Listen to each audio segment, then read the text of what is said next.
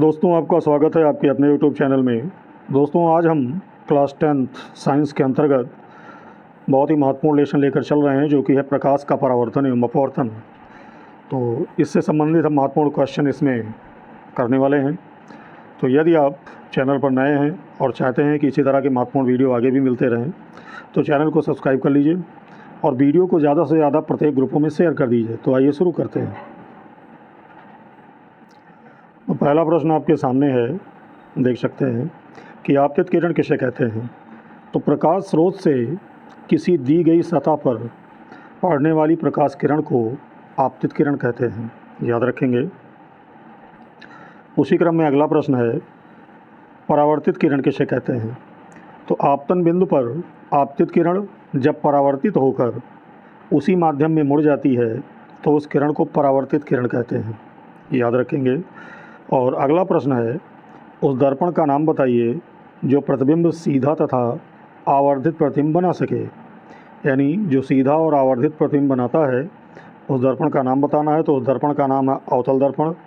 ये सभी क्वेश्चन पूछे जाते हैं शॉर्ट क्वेश्चंस में।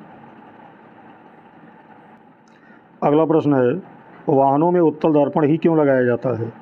तो इसका उत्तर है, क्योंकि उत्तल दर्पण सदैव सीधा प्रतिबिंब बनाते हैं और इनका दृष्टि क्षेत्र बहुत अधिक अर्थात लंबी दूरी के भी वस्तु का वास्तविक प्रतिबिंब बनाते हैं, क्योंकि ये बाहर की ओर वक्रित होते हैं। तो याद रखेंगे, उत्तल दर्पण सदैव सीधा प्रतिबिंब बनाते हैं और इनका दृष्टि क्षेत्र बहुत अधिक अर्थात लंबी दूरी के भी वस्तु का वास्तविक प्रतिबिंब बनाते हैं और यही कारण है कि वाहनों में उत्तल दर्पण लगाए जाते हैं। फिर अगला महत्वपूर्ण प्रश्न है, प्रकाश के अपवर्तन से आप क्या समझते हैं। बहुत इंपॉर्टेंट क्वेश्चन है। तो अपवर्तन की परिभाषा आपकी क्या है कि अगर मान लो ये ऐसी लाइन है जो दो माध्यमों को अलग करती है, यानी एक माध्यम इसके ऊपर है, एक माध्यम नीचे है। तो जब कोई ये माध्यम 1 है, ये माध्यम 2 है, तो जब कोई प्रकाश किरण एक माध्यम से दूसरे माध्यम में जाती है तो अपने मार्ग से विचलित हो जाती है और इस घटना को हम प्रकाश का अपवर्तन कहते हैं। अपवर्तन के दो नियम हैं। तो आप देख सकते हैं कि जब प्रकाश की किरण एक माध्यम से दूसरे माध्यम में जाती है तो वह अपने मार्ग से विचलित हो जाती है और प्रकाश के किरण को अपने मार्ग से विचलित हो जाना ही प्रकाश का अपवर्तन कहलाता है। तो याद रखेंगे। अब महत्वपूर्ण अगला प्रश्न है कि अपवर्तनांक किसे कहते हैं। तो याद रखेंगे, जब प्रकाश की किरण एक माध्यम से दूसरे माध्यम में जाती है तो यह अपने मार्ग से विचलित हो जाती है और ये विचलन माध्यम और उस माध्यम में प्रकाश की चाल पर निर्भर करता है। अतः अपवर्तनांक माध्यमों में प्रकाश की चालों का अनुपात होता है। तो याद रखेंगे, जो अपवर्तनांक होता है वो माध्यम में यानी दो माध्यमों में प्रकाश की चालों का क्या होता है, अनुपात होता है। अगला प्रश्न है, जब प्रकाश की किरण एक माध्यम से दूसरे माध्यम में जाती है तो किस प्रकार मुड़ती है। तो ये पूछा गया प्रश्न है। तो याद रखेंगे, जब प्रकाश की किरण एक माध्यम यानी विरल से दूसरे माध्यम सघन में जाती है तो ये अविलंब की ओर मुड़ जाती है और जब यही प्रकाश की किरण सघन से विरल माध्यम में जाती है तो अविलंब से दूर हटती है यानी दूर भागती है। तो याद रखेंगे, महत्वपूर्ण पॉइंट है। और फिर प्रकाश के परावर्तन के नियम लिखिए। तो देखिए, परावर्तन के दो नियम हैं। पहला नियम क्या है। तो पहला नियम है, परावर्तन कोण सदैव अपवर्तन कोण के बराबर होता है। माफ़ कीजिएगा, परावर्तन कोण सदैव आपतन कोण के बराबर होता है और आपतित किरण दर्पण के आपतन बिंदु पर अविलंब तथा परावर्तित किरण ये सभी एक ही तल में होते हैं। तो पहला क्या है, परावर्तन कोण सदैव आपतन कोण के बराबर होता है और आपतित किरण दर्पण के आपतन बिंदु पर अविलंब तथा परावर्तित किरण सदैव ये एक ही तल में होते हैं। अब अगला प्रश्न है, स्नेल का नियम लिखिए। मोस्ट इम्पॉर्टेंट है।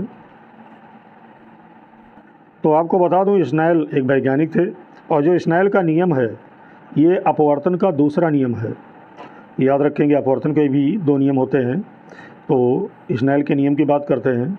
तो जब प्रकाश की किरण किन्हीं दो माध्यमों के सीमा तल पर तिरछी आपतित होती है तो आपतन कोण की ज्या यानी साइन और अपवर्तन कोण की ज्या का अनुपात एक नियतांक होता है और इस नियतांक को दूसरे माध्यम का पहले माध्यम के सापेक्ष अपवर्तनांक कहते हैं और इसी नियम को स्नेल का नियम भी कहते हैं, याद रखेंगे।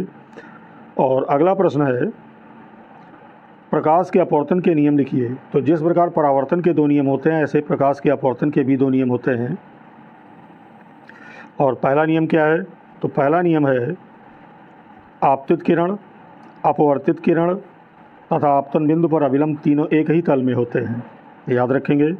और दूसरा जो नियम है अपवर्तन का, वो यह है कि जब प्रकाश की किरण किन्हीं 2 माध्यमों के सीमा पृष्ठ पर तिरछी आपतित होती है तो आपतन कोण अगर आई है तो उसकी ज्या और अपवर्तन कोण अगर आर है तो उसकी ज्या का अनुपात एक नियतांक होता है और इसे हम स्नेल का नियम कहते हैं, अभी आपने पढ़ा है।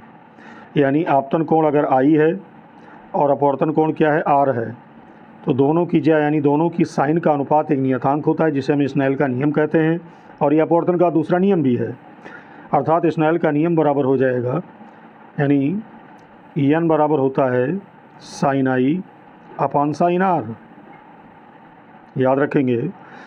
यानी आपतन कोण आई की ज्या यानी साइन आई और अपवर्तन कोण आर की ज्या यानी साइन आर, इन दोनों का अनुपात एक नियतांक होता है, जिसे हम माध्यम का अपवर्तनांक कहते हैं, एन से लिखते हैं, याद रखेंगे। अगला प्रश्न है, निम्नलिखित प्रश्नों का उत्तर दीजिए। और पहला पार्ट है, किस दर्पण में वास्तविक तथा उल्टा प्रतिबिंब बनता है। और दूसरा है, किस दर्पण की फोकस दूरी सदैव धनात्मक होती है। तो ये पूछा गया प्रश्न है। और तीसरा पार्ट है, दर्पण का प्रतिबिंब यानी दर्पण का जो प्रतिबिंब है उसको ऋणात्मक मान क्यों रखते हैं। और चौथा पार्ट है, उस दर्पण का नाम बताइए जिसकी फोकस दूरी ऋणात्मक होती है। तो सबसे पहले जो पूछा गया उसकी बात करते हैं, किस दर्पण में वास्तविक तथा उल्टा प्रतिबिंब बनता है। तो याद रखेंगे, अवतल दर्पण में वास्तविक तथा उल्टा प्रतिबिंब बनता है। और जो दूसरा प्रश्न पूछा गया है, किस दर्पण की फोकस दूरी धनात्मक होती है, तो याद रखेंगे उत्तल दर्पण की फोकस दूरी सदैव धनात्मक होती है, अवतल की ऋणात्मक होती है। फिर अगला पूछा गया कि दर्पण का प्रतिबिंब जो होता है उसको ऋणात्मक मान क्यों रखते हैं। तो इसका उत्तर है, क्योंकि प्रतिबिंब सदैव दर्पण के सामने बाईं ओर ही रखते हैं। यानी अगर प्रतिबिंब दर्पण के बाईं ओर बन रहा है तो वो ऋणात्मक होगा, उसकी फोकस दूरी क्या होगी, ऋणात्मक होगी। वैसे भी अवतल दर्पण की फोकस दूरी ऋणात्मक होती है।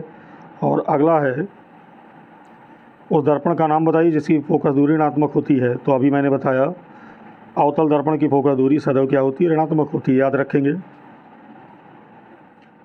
अगला प्रश्न है, लेंस की क्षमता क्या है और इसका एसआई मात्रक क्या है। बहुत इंपॉर्टेंट क्वेश्चन है, याद रखेंगे। तो इसका आंसर है, किसी लेंस द्वारा प्रकाश किरणों की अभिसरण या अपसरण करने की क्षमता को उसकी क्षमता कहते हैं और यह उस लेंस की फोकस दूरी के व्युत्क्रम के बराबर होता है। और इसका एसआई मात्रक डायोप्टर होता है, याद रखेंगे।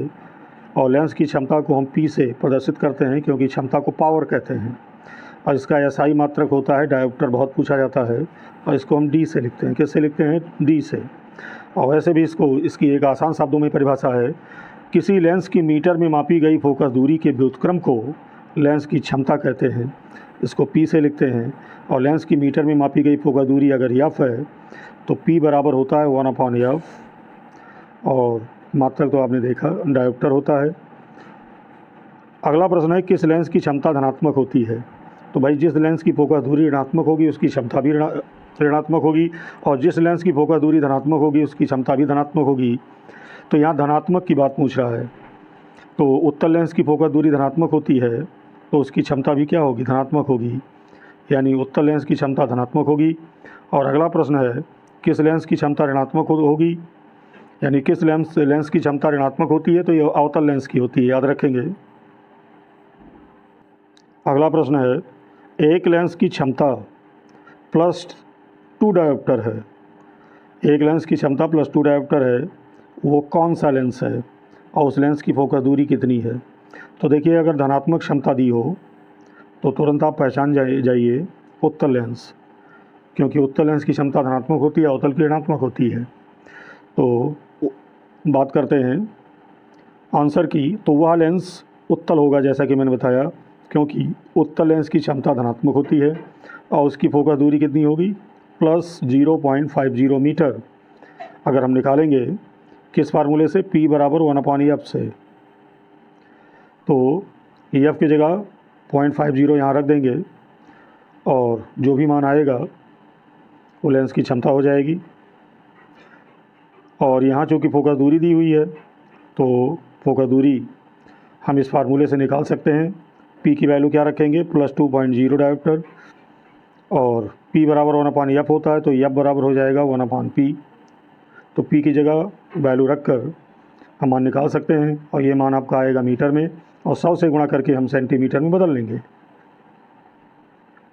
अगला प्रश्न है, चश्मा बनाने वाले विभिन्न क्षमता के लेंसों का उपयोग किस प्रकार करते हैं। पूछा गया प्रश्न है, तो याद रखेंगे चश्मा बनाने वाले विभिन्न क्षमता के लेंसों का उपयोग बीजगणितीय योग के रूप में करते हैं, जैसे P बराबर P1 plus P2 plus dot dot dot, जहाँ P1 P2 लेंसों की क्या हैं, क्षमताएँ हैं। और अगला प्रश्न है, प्रकाश का मार्ग किस प्रकार का होता है, पूछा गया है। तो याद रखेंगे प्रकाश का मार्ग एक सीधी रेखा में यानी सरल रेखा में होता है। और अगला महत्वपूर्ण प्रश्न है, किसी गोलीय दर्पण की फोकस दूरी क्या होती है। तो याद रखिए किसी गोलीय दर्पण की फोकस दूरी उसकी वक्रता त्रिज्या की आधी होती है, बहुत बार पूछा गया है। तो ये थे महत्वपूर्ण 18 क्वेश्चन। उम्मीद करते हैं वीडियो आपको अच्छा लगा होगा। वीडियो कैसा लगा कमेंट करके हमें अवश्य बताइएगा, और चाहते हैं कि अन्य चैप्टर्स के भी इसी तरह के MCQ क्वेश्चंस आपको मिलते रहें तो चैनल को सब्सक्राइब कर लीजिएगा और वीडियो को ज़्यादा से ज़्यादा हर ग्रुप में शेयर कर दीजिए। तो मिलते हैं एक नए टॉपिक के साथ एक नए वीडियो में, तब तक के लिए बहुत बहुत धन्यवाद।